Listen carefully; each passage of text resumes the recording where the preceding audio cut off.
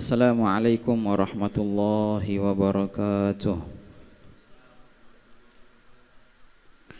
Alhamdulillah, alhamdulillahi rabbil alamin, daimil ifdal azimin nawal, wassalatu wassalamu ala sayyidina Muhammadin maula Bilal al-badril mutalal, sallallahu alaihi wa ala alihi wa sahbihi khaira sahbin wa al. Subhanaka la ilma lana illa ma 'allamtana innaka antal alimul hakim wa tub 'alaina innaka antat tawwabur rahim. Allahumma ya Fattah ya Alim ya Fattah ya Alim ya Fattah ya Alim iftah 'alaina fathan qariba ya arhamar rahimin. Allahumma la sahla illa ma ja'altahu sahla wa anta taj'alul hazana idza syi'ta sahla. Allahumma sahhil lana hifdzal 'ulum wa hab lana wasi'atil fuhum bi jahi nabiyyikal ma'sum sallallahu alaihi wasallam.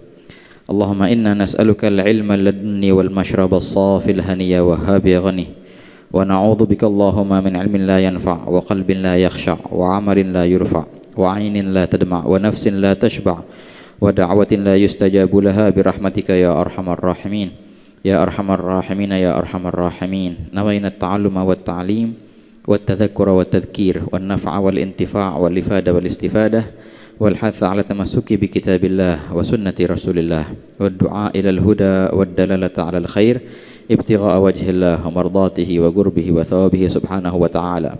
Nawayna ma nabihi aslafuna salihun, nawayna ma ahata bihi ilmu Allah ta'ala min husnin niyat.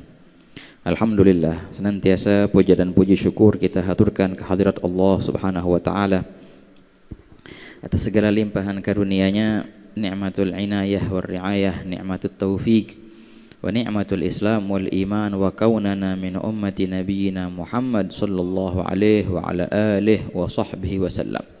Nikmat Allah Ta'ala masih memperkenankan kita untuk duduk di majlis, untuk duduk di rumahnya, untuk menyebut namanya, untuk menyebut nama kekasihnya Nabi Muhammad sallallahu alaihi wasallam. Dan Allah Ta'ala masih mengizinkan kita untuk mentadabburi firman-Nya. Hakadha, alhamdulillah, thumma alhamdulillah.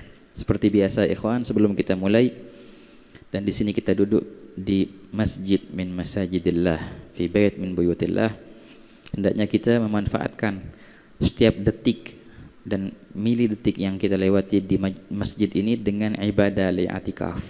Wahakadha, barang siapa yang beriktikaf, gadra fawa genagah, walaupun sekejap masa memeras susu onta, faka'annama a'taga raqabah, seakan-akan pahalanya tiap-tiap detik itu seakan-akan dia membebaskan hamba sahaya. Gitu ya ikhwan. Tiap-tiap detik dihitung pahala bagi orang yang beriktikaf. Nah, baru sini kita bersama bernazar untuk i'tikaf dan berniat i'tikaf. Baik. Bismillahirrahmanirrahim. Nazartu an a'takifa fi hadzal masjid lillahi ta'ala. Nawaitul i'tikaf al-manzur fi hadzal masjid ma dumtu fihi lillahi ta'ala.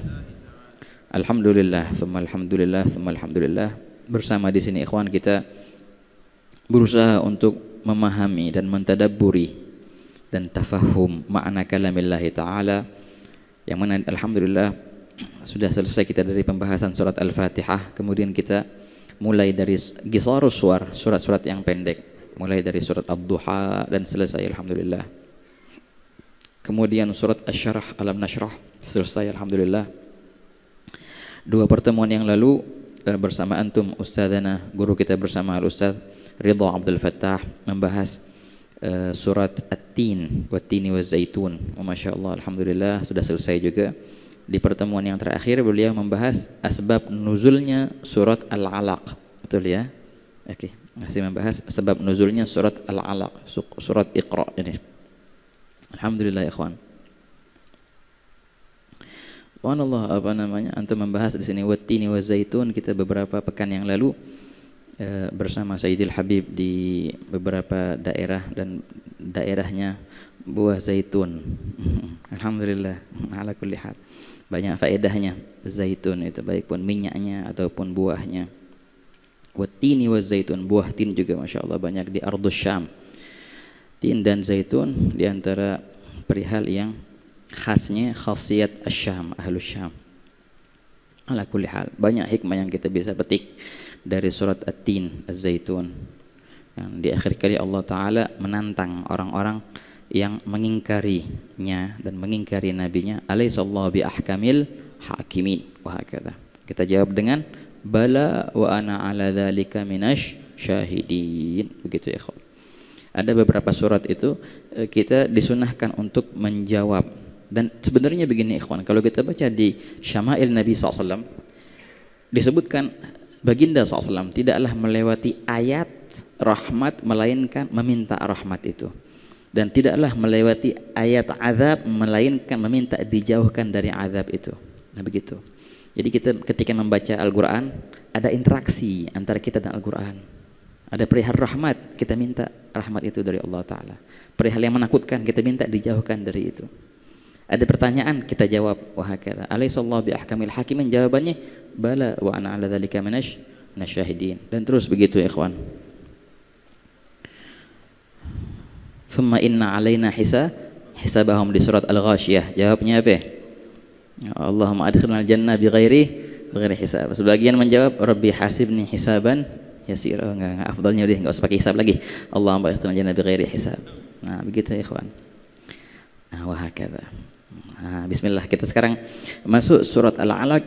Sebab nuzulnya dibahas oleh Ustadzana Ustaz Ridha Abdul Fattah hafizahullah wa ra'ahu balaghahu aqsamunah dalam pertemuan lalu, bagaimana turunnya surat Al-Alaq ini. Taman surat Al-Alaq ikhwan 19 ayat.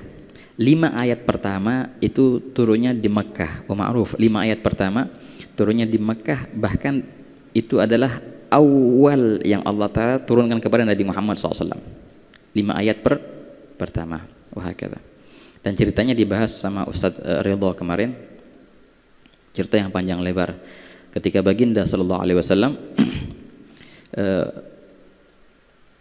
menikah dengan Sayyidah Khadijah. Kemudian ketika baginda mendekati umur 40-an, mulailah di situ datang pembukaan untuk wahyu, yaitu adalah mimpi-mimpi, ya kan? Sayyidah Aisyah berkata dalam hadis yang diriwayatkan oleh Imam Bukhari, awal ma budi'a minal wahyi ar-ru'ya salihah. Wahyu itu dimulai dengan mimpi-mimpi yang benar. Wah, kata, maka baginda setiap mimpi pasti akan terwujud mimpi itu. Nah, ulama berkata dimulainya mimpi itu ketika umur Rasulullah 40 kurang 6 bulan. Nah, tepatnya tepatnya bedabt ketika 6 bulan sebelum turunnya wahyu. 6 bulan sebelum turunnya wahyu. Berarti setelah umur baginda 40 lebih sekian ya. Betul. 6 bulan masa mimpi-mimpi itu ikhwan. Ini ada hitungan yang indah di sini. Nabi SAW bersabda, ar-ru'ya salihah juz'un min 46 juz'an minan nubuwah. Mimpi itu mimpi yang benar ya. Mimpi yang benar. Mimpi yang benar itu yang menjadi kenyataan itu adalah sebagian daripada 46 bagian daripada kenabian. Jadi wahyu itu ada berapa ya? Hitungin ya, ini perlu hitungan nih soalnya. Ada 46 macam. Juzu artinya sebagian. Sebagian dari 46 berarti setengah dari satunya yang 46 itu. Jelas? Oke. Quran ini turun dari awal Quran sampai akhir Quran, dari umur baginda 40 sampai umur baginda berapa? 63. Berarti berapa itu? Berapa tahun semuanya itu? 23.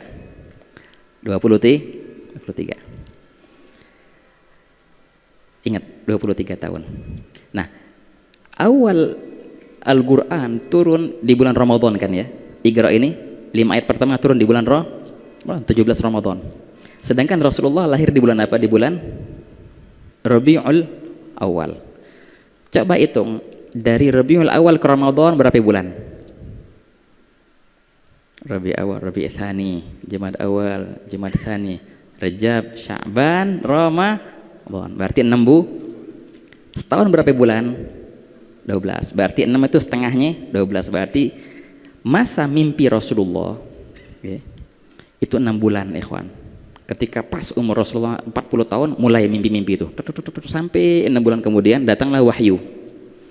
Oke, kembali kita ke angka tadi, ke angka 23. 23 itu adalah masa turunnya Al-Quran dari awal sampai akhir. Nah, kalau ente kaliin 23 dikali 2 sama dengan berapa? 46 ya. 23 kali 2 sama dengan 40 Ingat hadis yang tadi ya. Mimpi yang benar adalah sebagian daripada 46 jenis daripada wahyu-wahyu atau kenabian itu. Nah, 46 itu ikhwan.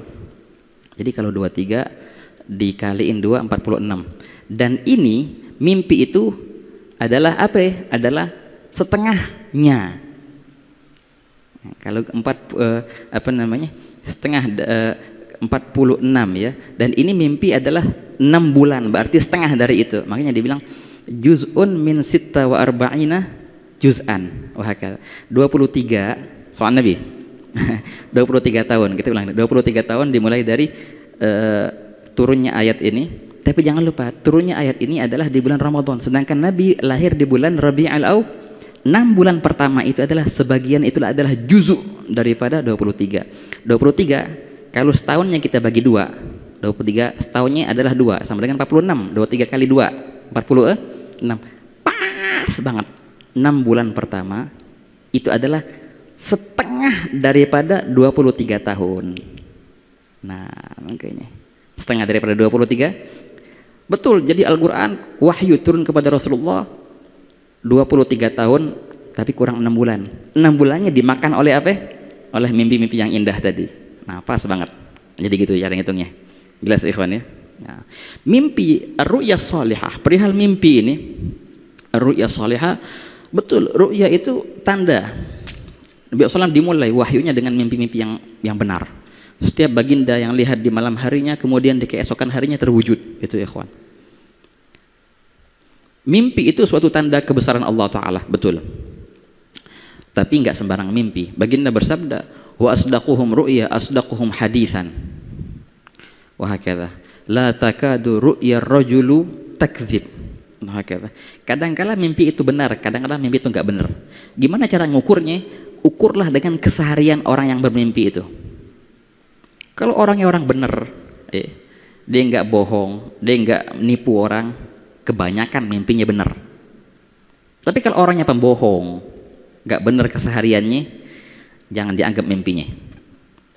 Nah, jadi patokan benar atau nggak benar mimpi itu lihat kesolehannya di hariannya bagaimana. Itu adalah patokan untuk mimpinya itu, ikhwan.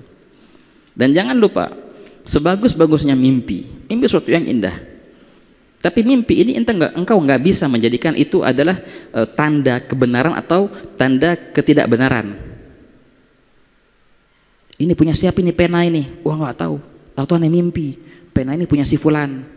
Besoknya anak kasih dia. Ini pena punya ente. Tahu dari mana? Anak mimpi semalam. Bisa nggak kayak gitu? Nggak bisa. Rumah ini punya siapa ini? Nggak tahu. Muter-muter ada perselisihan antara fulan sama anak-anaknya. Salah satu anak bilang mimpi semalam dia lihat abahnya bilang ini rumah punya si fulan. Bisa nggak jadi kayak gitu rumah si fulan gara-gara mimpi semalam? Nggak bisa. Nggak bisa. Ditetapkan hukum syar'i dengan mimpi. Nggak bisa sama sekali, ikhwan. Itu perihal pertama. Perihal kedua, mimpi seindah-indahnya mimpi itu nggak pahala. Tidak berpahala. Itu catat. Walau ente mimpi Rasulullah, walau ente mimpi Allah, dapat pahala nggak? Enggak. Salat 2 rakaat berpahala. Hadir majelis ta'lim berpahala. Jadi jangan mewah-wahkan perihal mimpi. Banyak orang tertipu apalagi di akhir zaman. Wah, hebat itu. Kenapa? Mimpinya hebat. Kok mimpinya hebat? Ente emang ukur kehebatan seorang dengan mimpinya? Jangan. Mimpi bukanlah suatu ukuran. Wala nggak ada harganya sama sekali mimpi, ikhwan. Betul, kita dituntut untuk berusaha untuk mimpi Rasulullah SAW. Itu sesuatu yang luar biasa, bisyarah yang luar biasa. Barang siapa yang bermimpi Rasulullah, insya Allah akan melihat baginda di alam kenyataan. Bahkan sebagian ulama berkata mimpi Rasulullah itu adalah jaminan insya Allah dia akan meninggal dalam keadaan husnul khotimah. Tapi itu nggak bisa menjadikan itu suatu patokan.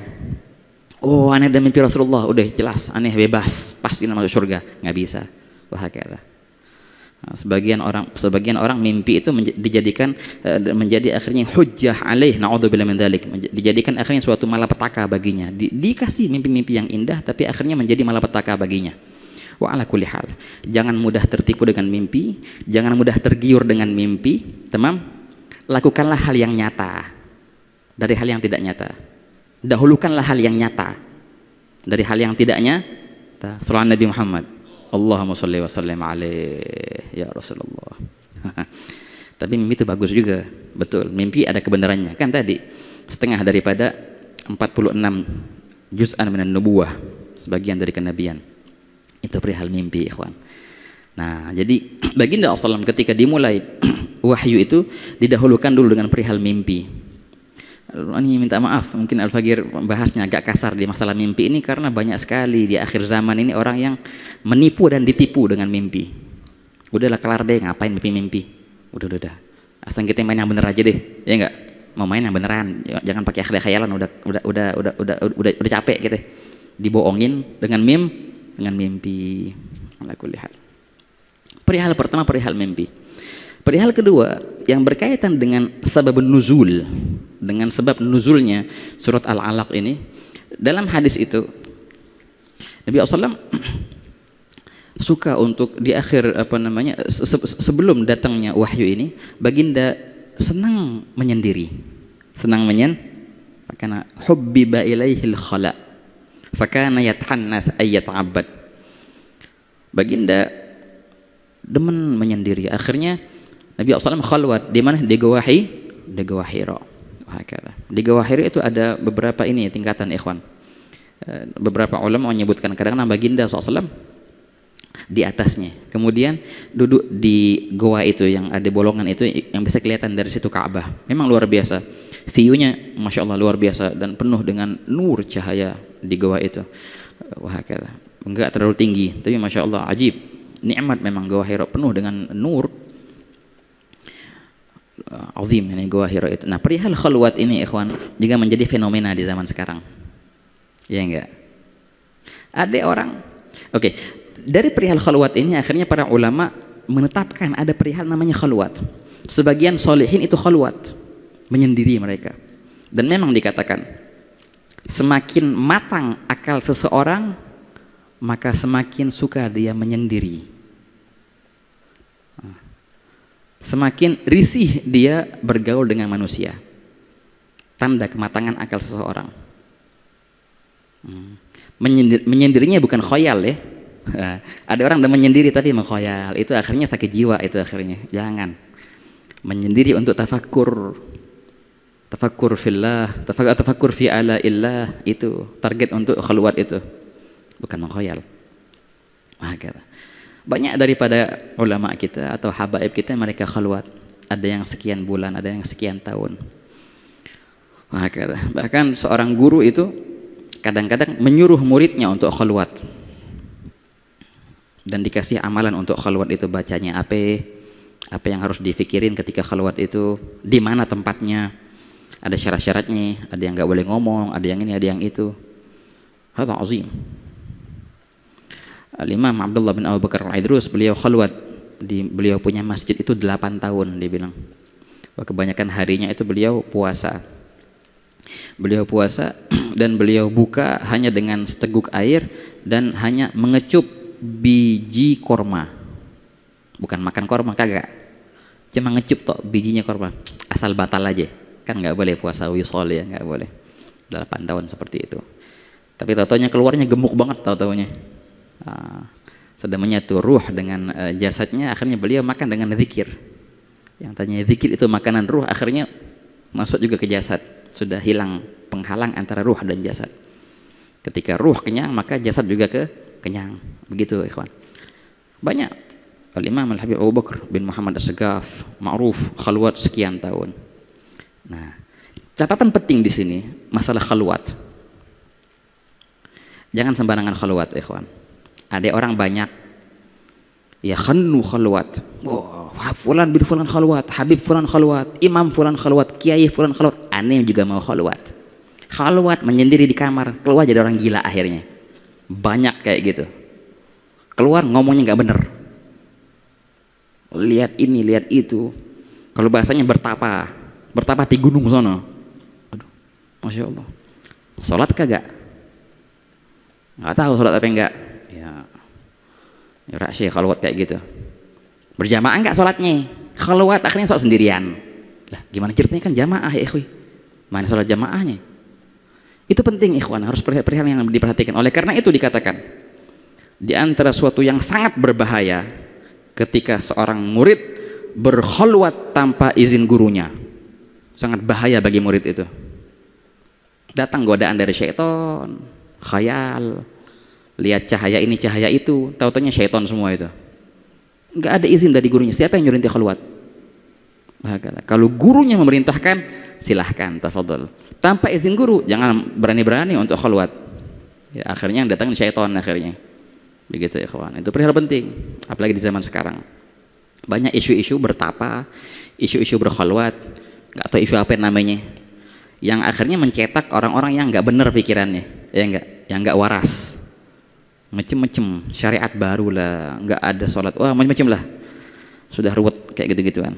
Ala kulli hal, jadi orang yang normal aja ya akhi. Paling nikmat jadi orang yang normal, enak, diajak ngomong nyambung, ya enggak, manfaat buat orang lain, nggak bikin ruwet, ya enggak bikin pikiran orang, itu paling nikmat. Gak usah aneh deh, udah. Banyak orang pengen viral akhirnya ngelakuin yang aneh-aneh. Jadi kayak biasa aja. Kenapa sih kayak mau lebay banget? Jadi kayak orang normal enak, paling nikmat, ya enggak? Kayak orang biasa, yang biasa.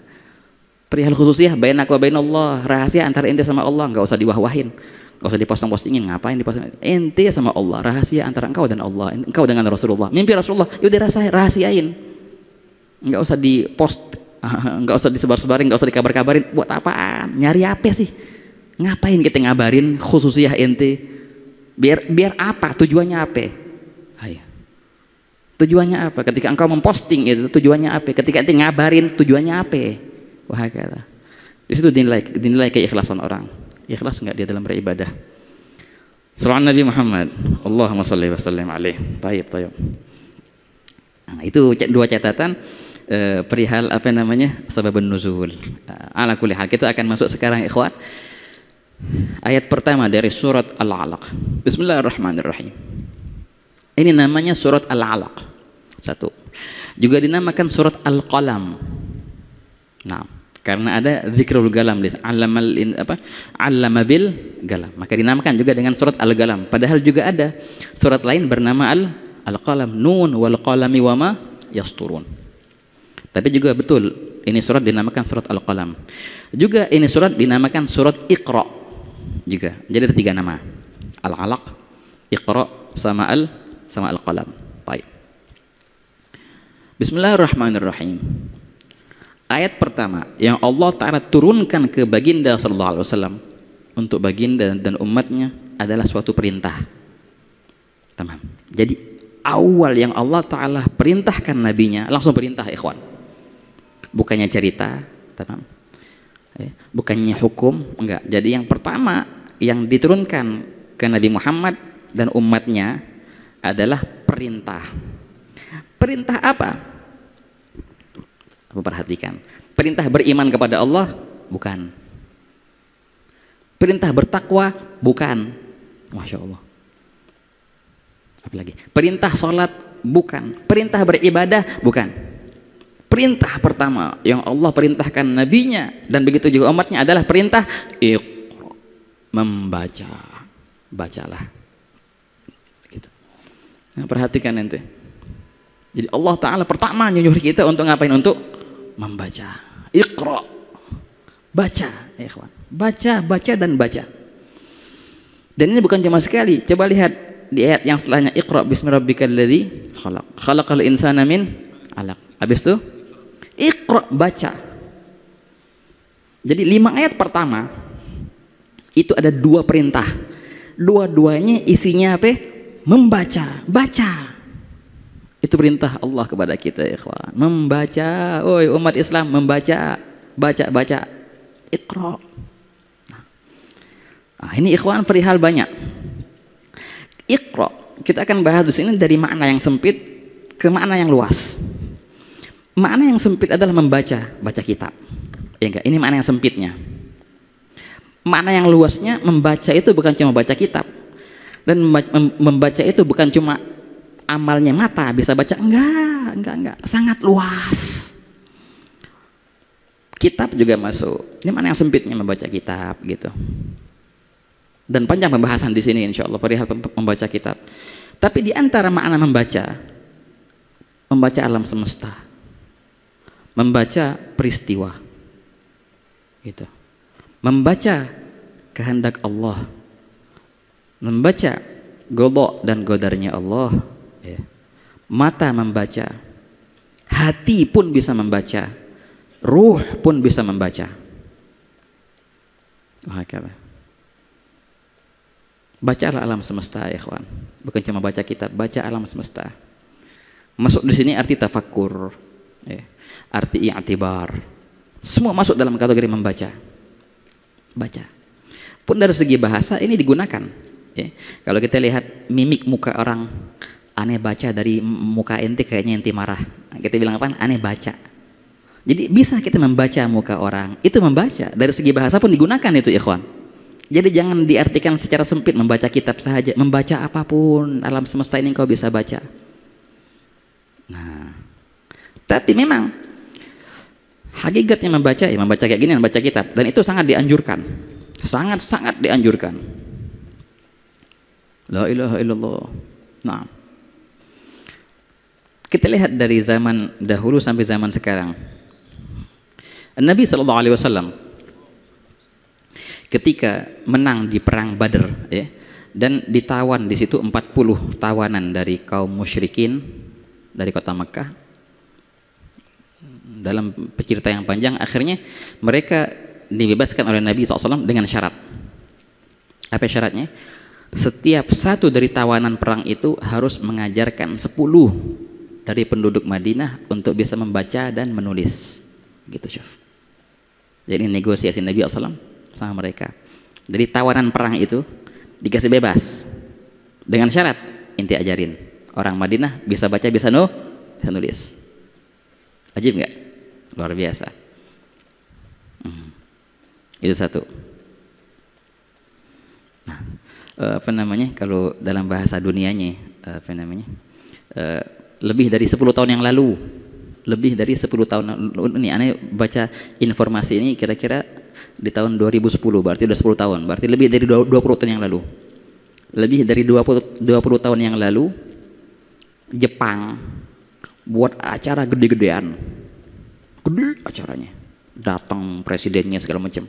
Acaranya apaan? Acaranya adalah orang terakhir yang buta huruf akhirnya bisa membaca di negeri Jepang semuanya. Jadi berapa persen orang yang buta huruf di Jepang? 0%. Setelah itu sebelum 20 tahun yang lalu. Jadi orang terakhir nih yang kayak bisa baca, akhirnya dia bisa baca, itu dibuat acara sak gede-gedenya di Jepang sono. Jadi persentasinya orang yang aneh nggak tahu kalau bahasa Indonesia buta huruf kan ya, ummi kalau bahasa Arabnya, yang nggak bisa baca nggak bisa nulis itu ummi. 0%. Kalau di kita berapa ya? Wallahu alam. Di kita berapa persen nggak tahu. Di Jepang padahal sudah 20 tahun yang lalu lebih, udah nggak ada lagi orang kayak gitu. Itu di bahasa mereka perihal dunia. Juga sama. Apa namanya? Kalau kita ada teman dulu, masyayikhna, beberapa guru-guru kita, mereka dakwah ke sana ke negeri Jepang. Syekh Umar Hussein wa ghairuh. Mereka takjub ketika mereka naik bis. Nggak ada cerita orang yang bengong, nggak tahu ngapain di bis, celangak-celongok tengok sini, nggak ada. Semua pada sibuk masing-masing. Ngapain? Kebanyakan mereka megang kitab. Gitu. Itu di bis. Gitu ya, kawan. Dan simbol mereka adalah ketika mereka bangun perpustakaan, gede perpustakaannya, gede, segede-gedenya. Nggak tahu berapa puluh tingkat itu, perpustakaan Jepang. perpustakaannya rame dikunjungin, nggak sepi. Rame dikunjungin. Kitab apa aja dibilang mereka sediakan, bahasa apa aja. Bahkan beberapa masyaikhna dulu, Syekh Umar Hussein yang nyeritain, ada beberapa kitab yang aneh cari. Itu di antara karangannya Syekh Ali Jum'ah di situ. Juga di beberapa kitab syar'i yang di daerah kita nggak dicetak lagi itu kitab, dan nyari kitab itu udah nggak ada lagi. Itu ada di library mereka di Jepang sono. Masya Allah, bahasa Arab. Di bawahnya mereka buat patung. Patungnya apa ya? Ada anak muda gitu lagi bawa kitab, di belakangnya dia bawa kayu bakar dan dia nggak pakai sendal. Nah itu logonya mereka. Artinya apa? Sesederhana-sederhananya orang dan sesibuk-sibuknya dia nyari kerjaan, nafkah, ini bawa kayu kan, tetap dia baca kitab.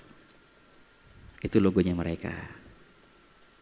Nah sebenarnya kita lebih pantas dan semestinya kita yang seperti itu, karena kita adalah umat yang mana Allah memerintahkan kita. Perintah pertama untuk kita adalah membaca. Semestinya kita yang seperti itu, bukannya mereka. Gitu ya kawan. Mereka atas antusias mereka sendiri, tapi kita agama Allah yang menyuruh kita membaca, dan kita membaca dapat pahala, mereka kagak. Semestinya kita yang lebih rajin membaca ya kawan. Dari sini ada Syekh Ali Jum'ah, mantan mufti Mesir, Masya Allah, Syekh masyaikhna, Allamah, alim, yang ditanya apa aja Masya Allah, apalagi syar'i, luar biasa. Syekh Ali Jum'ah itu beberapa teman-teman kita belajar ke beliau. Dia cerita, itu katanya Syekh Ali Jum'ah, dia punya library khusus ya, perpustakaan khusus punya dia. Itu tuh nggak, bukannya satu kamar dua kamar, 3 rumah gede. Satu rumah kayak gini nih, bayangin, 3 rumah kayak gini, dan tiap rumah tuh 2 tingkat, tamam. Itu isinya kitab semua. Dia bilang gini, kitab yang belum aneh baca, aneh taruh di atas. Kitab yang udah aneh baca, aneh taruh di bawah. Teman kita sempat ada Syekhna Said Ahmad Magdi pernah masuk ke itu, ke mana, ke maktabahnya Syekh Ali Jum'ah itu. Dia bilang, wah ini luar biasa, berapa ribu kitab nggak tahu, nggak bisa dihitung lagi. Apa namanya, pas diliatin kebanyakan kitab di bawah daripada di atas. Artinya kebanyakan tuh kitab sudah dibaca semua oleh beliau. Yang ajib lagi, kadang-kadang beliau tuh nyebutin apa ya, faedah apa ya gitu, itu beliau nyebutin dengan nama kitabnya, dengan halamannya, kadang-kadang langsung dihafal tuh. Hakada Syekh Ali Jum'ah. La ilaha illallah, nabi gitu ya ikhwan. Sayyidil Habib Umar, guru kita semua. Al-Faqir sempat masuk ke maktabahnya Habib, luas. Ini lain dengan maktabah umum ya, enggak, itu ini artinya maktabah pribadi. Maktabah untuk bacaannya, bukan satu kamar, saruangan, saula, kitab dari ujung. Di tengah-tengah juga ada kitab. Dan tiap-tiap Habib rihlah kemana, rihlah ke Mesir, rihlah kemana, pasti pulangnya bawa kitab, ditambahin tuh ke maktabahnya dengan tertib yang khusus yang Sayyidul Habib minta. Juga persis seperti ini anak-anaknya. Hampir setiap anak itu mempunyai library khusus, perpustakaan khusus. Anak beliau Said Salim punya ruangan lain lagi buat maktabnya, kitab-kitabnya sendiri, lain sama kitab abahnya. Said Hamid apalagi banyak kitabnya. Luar biasa ikhwan, demen mereka. Wah kata ya, jangan mengandalkan ini ikhwan ya, catatan penting sekali. Banyak orang enggak, udah males ngapain beli kitab, ada PDF-nya di sini semua. Oh enggak, jauh rasanya, apalagi berkahnya. Ya enggak. Inti baca maklumah dari kitab yang seperti ini, itu nemplok langsung, nempel di hati. Dan ini mujarrab bener-bener. Dan lama ngilang biasanya. Tapi kalau ente baca dari kitab PDF dari gini-ginian, mujarrab, cepat lupa. Mujarrab, cepat perlu hanya sementara. Jangan ngandelin PDF ataupun kitab elektronik. Dan jangan takut beli kitab, ikhwan. Beli kitab. Nabung. Beli kitab. Wah, kata. Nabung. Ulama bilang tidaklah fagir orang yang demen beli kitab. Dan mujarrab, ini khudha halaf.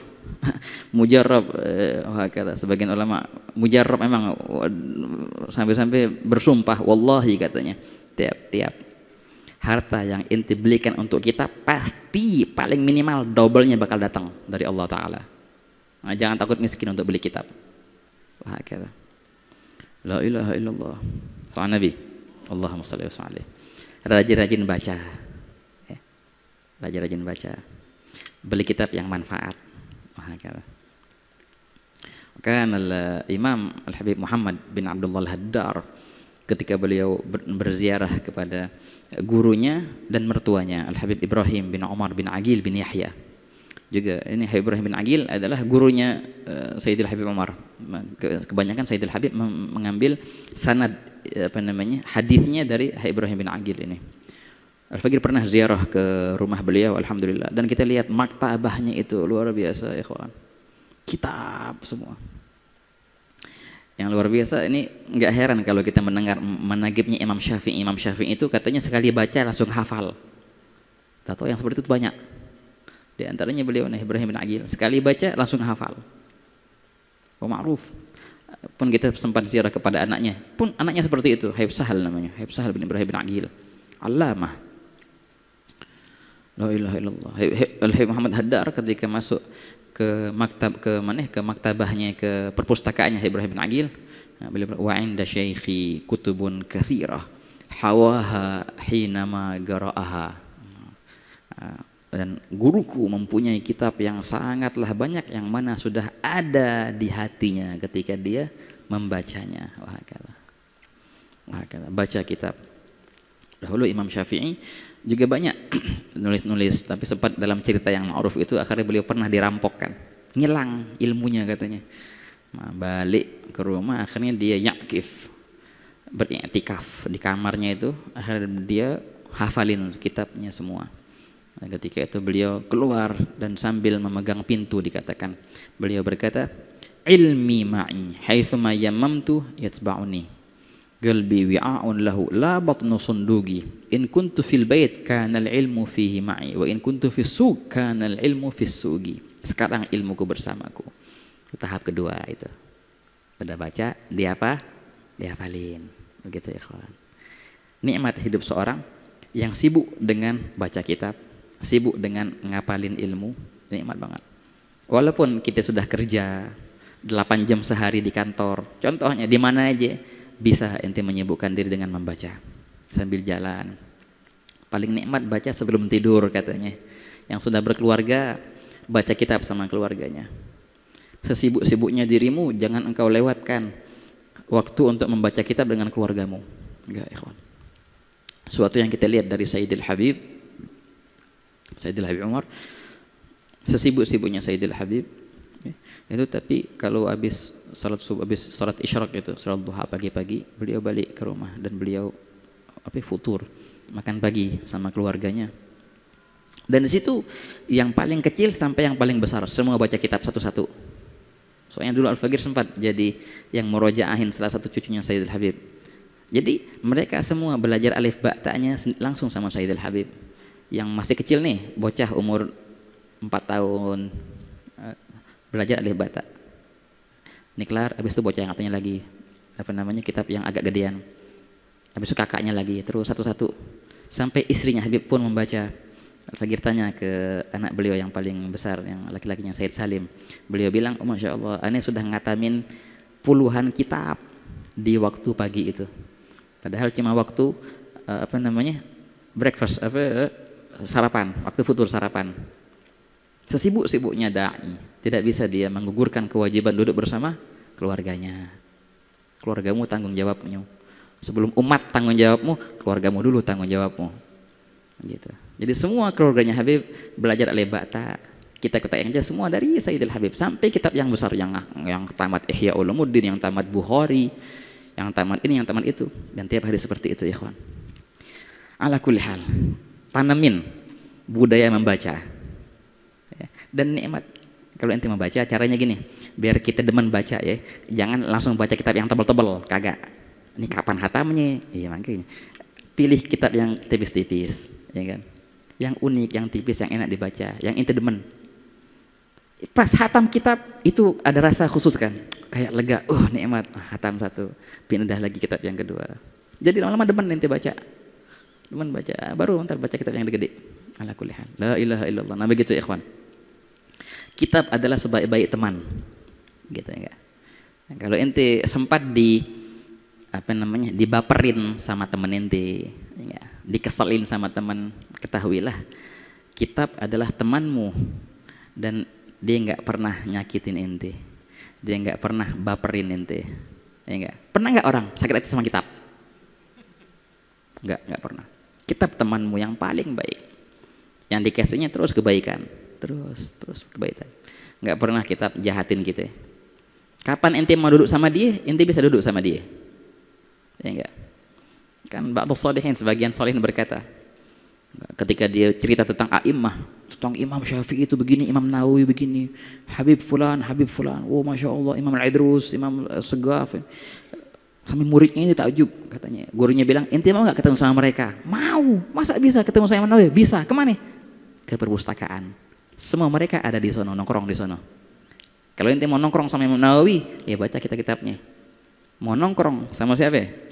Sama Imam Haddad, baca kitabnya. Seakan engkau ngomong, mereka semua ada di maktabah itu, mereka semua ada di perpustakaan itu. Kapan ente mau ngobrol sama mereka, silahkan, tafadhol. Itulah hakikatnya perpustakaan, tempat nongkrongnya para ulama, karena semua di situ. Soal Nabi, Allahumma shalli wa sallim. La ilaha illallah. Iqra. Udah cukup deh sekarang, yakfi. Al-waqt gudulan Habib. Insyaallah kita ambil kalimat ini iqra dan kita amalin ini insyaallah. Ya insyaallah ikhwan.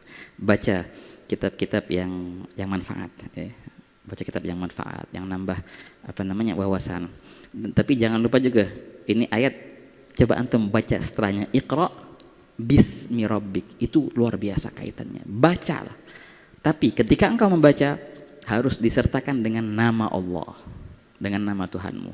Itu kita akan bahas insya Allah di pertemuan akan datang, pola membaca. Jadi membaca yang benar itu ada polanya.